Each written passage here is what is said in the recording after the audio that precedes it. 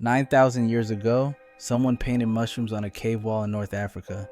They gave these mushrooms human bodies. Why would ancient people do that? Because they knew something we forgot for decades. Your brain has a specific network that never shuts up. It's called the default mode network. And right now, it's telling you who you are, what you've done wrong, what people think of you. It's the voice of your ego. Psilocybin turns it off. When researchers put people in fMRI machines and gave them mushrooms, they watched this network go dark. The parts of your brain that never talk to each other suddenly start having conversations. And people report feeling like they've died and been reborn. The Aztecs called them Teonanacatl, flesh of the gods. The Mazatec people in Oaxaca used them for thousands of years to heal emotional wounds and resolve conflicts between neighbors. These weren't party drugs. Shamans would prepare the space, control the music, set intentions. They understood set and setting before we had words for it. After the experience, everyone gathered to talk about what happened. They turned visions into stories and paintings. That's integration therapy, invented centuries before psychology existed. If you want to understand how we went from sacred medicine to Schedule I drug and back again, hit subscribe because this story gets wild. When you take psilocybin in a controlled setting, you might experience ego dissolution. That's the clinical term for what ancient people called communing with the divine. Your sense of self temporarily disappears. The boundaries between you and everything else blur. Neuroscience can now explain this. The default mode network suppresses, and suddenly your visual cortex is talking to your emotional centers. Your memory systems are connecting with parts of your brain that process music. This creates the feeling of oneness that people describe. Ancient cultures didn't need brain scans to notice the changes. They watched people go into ceremonies carrying trauma and come out different. More open, less rigid. They saw depressed community members regain purpose. They observed that mushrooms seemed to reset something fundamental in human consciousness. They were doing proto-neuroscience through careful observation of behavior and emotion. The spiritual technology part is what we lost. Shamans acted as therapists. They screened participants. They created safe environments. They knew dosage mattered. They understood that bad experiences came from bad context, not the mushroom itself. Every ritual had a specific purpose: resolve this conflict, find direction, align with community values. Nobody was eating mushrooms at festivals. This was serious work. Fast forward to 1958. A Swiss chemist named Albert Hofmann isolated psilocybin from mushrooms. The same guy who made LSD. He got those mushrooms from R. Gordon Wasson, a mycologist who had traveled to Mexico and participated in ceremonies with Maria Sabina, a Mazatec curandera. She was the bridge between ancient wisdom and modern science. She let Westerners into sacred rituals that her people had protected for generations. Psychiatrists got excited. Really excited. The Spring Grove Project in New York started giving psilocybin to patients with depression and existential anxiety. The results shocked everyone. People were having profound emotional breakthroughs in single sessions. Alcoholics were getting sober after experiences that gave them insight into their addiction patterns. The relapse rates dropped significantly compared to traditional treatment. Researchers started viewing psilocybin as a catalyst. Not a chemical fix, but something that reorganized existing mental content into new frameworks. This influenced early humanistic psychology. Abraham Maslow and Stanislav Grof began studying mystical experiences as legitimate therapeutic events. Time magazine ran features on it. Life magazine called it mind-expanding. The scientific community thought they'd found a tool for empathy and creativity. Then everything fell apart. Timothy Leary ran the Harvard Psilocybin Project and connected it to counterculture rebellion. The media narrative shifted from therapy to threat. Newspapers started running stories about bad trips and psychosis. The government panicked. In 1970, the Controlled Substances Act made psilocybin illegal. Decades of research got shelved overnight. The moral panic was intense. People genuinely believed psychedelics caused permanent brain damage. There were myths about chromosome damage that got repeated for years before being disproven. News outlets exaggerated rare incidents while ignoring the context, preparation, and dosage that mattered. Nobody talked about set and setting anymore. ancient reverence got reduced to dangerous hallucinations. Thousands of years of therapeutic use vanished from public consciousness just as science was starting to validate it. The irony is painful. We criminalized one of the oldest medicines in human history based on fear and misinformation. Researchers who wanted to continue their work couldn't get funding or legal permission. The knowledge went underground. For almost 40 years, psilocybin research basically stopped. Then Johns Hopkins, Imperial College London, and MAPS decided to try again in the early 2000s. They brought rigorous methodology, medical screening, controlled environments, trained guides, integration sessions after the experience. They treated it with the respect ancient cultures always had. The neural imaging revealed something wild. Psilocybin doesn't just alter brain chemistry randomly, it targets the 5-HT2A serotonin receptors and quiets the default mode network, that constant narrator in your head. Brain regions that normally operate independently start communicating. Your visual processing centers sync with emotional systems. Memory networks link with sensory input in ways that don't usually happen. This explains the therapeutic mechanism. Depression and PTSD often involve rigid thought patterns, the same negative loops playing over and over. Psilocybin temporarily dissolves those rigid pathways. It gives your brain permission to form new connections. Animal studies suggest it actually promotes dendritic growth, physical changes in neural structure. Your brain rewires itself. The clinical outcomes back this up. Johns Hopkins and NYU ran trials with treatment-resistant depression. 60 to 80% of participants showed improvement that lasted months. These were people who had tried every medication available. Nothing worked. One guided psilocybin session created measurable change. Cancer patients facing death experienced something profound. Their fear didn't just decrease, it transformed. They described journeys from terror to acceptance.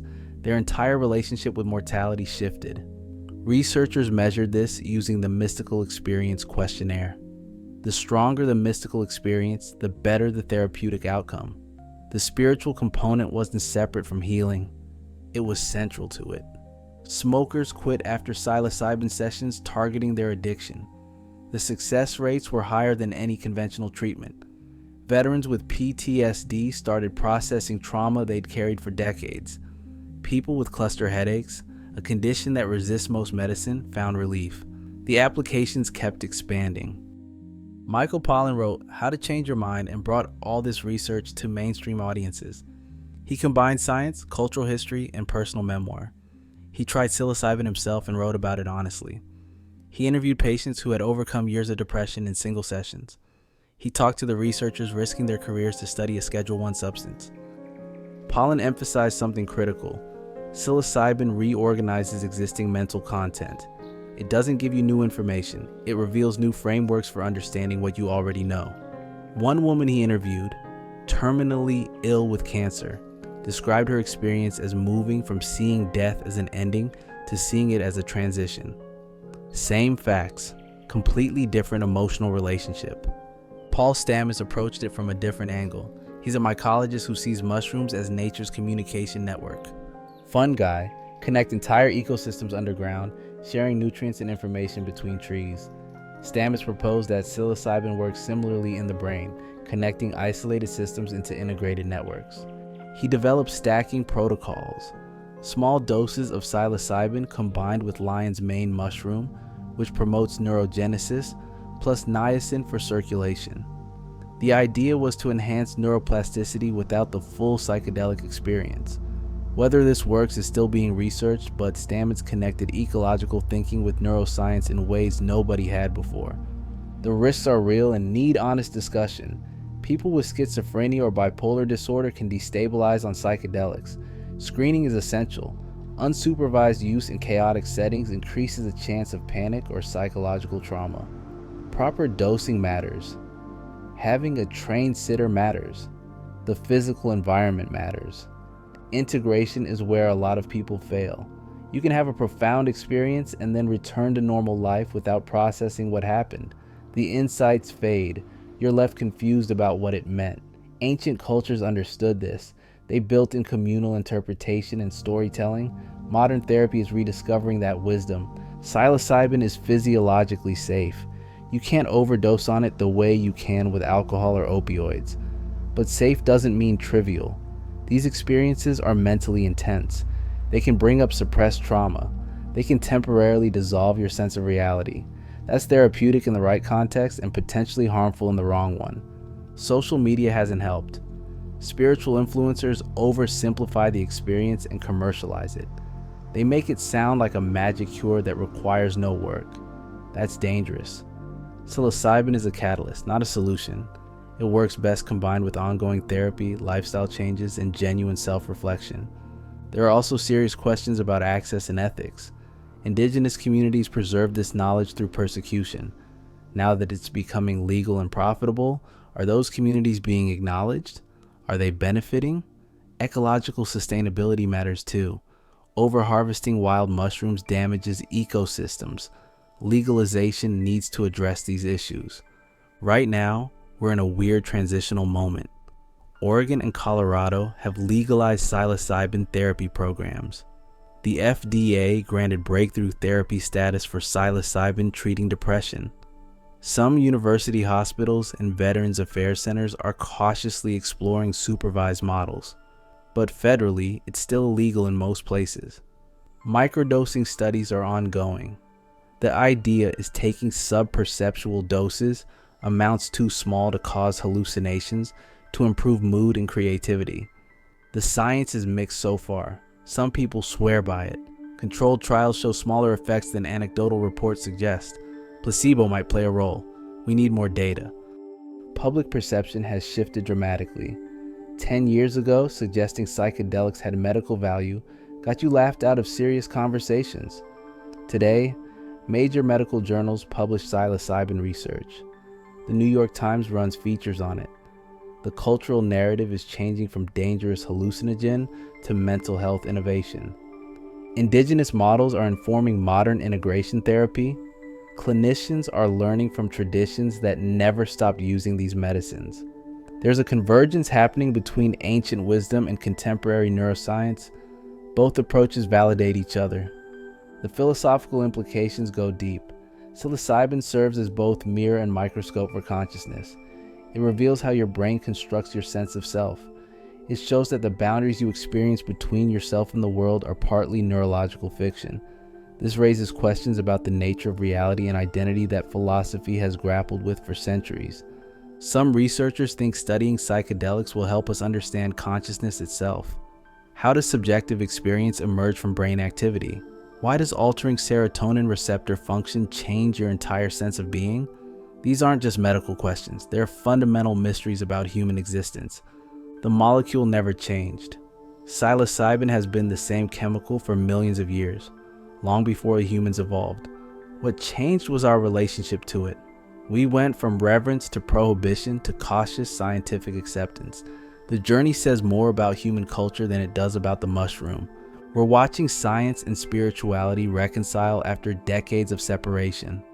Researchers measure mystical experiences with questionnaires and brain scans. Therapists incorporate ritual and intention into clinical protocols. Ancient practices inform modern medicine. The division between those worldviews is dissolving. Where this goes next depends on how carefully we proceed. Overhype threatens credibility. Researchers emphasize humility and rigor for good reason. We need more long-term data. We need to understand who benefits most and who faces the greatest risks. We need equitable access that doesn't just serve wealthy people who can afford expensive retreats. But the potential is undeniable. We might be looking at a fundamental shift in how we treat mental illness. Not just managing symptoms with daily medication, but catalyzing deep psychological change through guided experiences. That's radically different from the current psychiatric model. The question isn't whether psilocybin works. The data is clear. The question is whether we can integrate it responsibly into healthcare while honoring the indigenous wisdom that preserved it. Whether we can make it accessible without commercializing it into meaninglessness. Whether we can learn from our mistakes during the first psychedelic era and avoid repeating them. Thousands of years ago, someone painted mushrooms with human bodies on a cave wall. They were trying to communicate something about the relationship between this organism and human consciousness. We're finally starting to understand what they meant.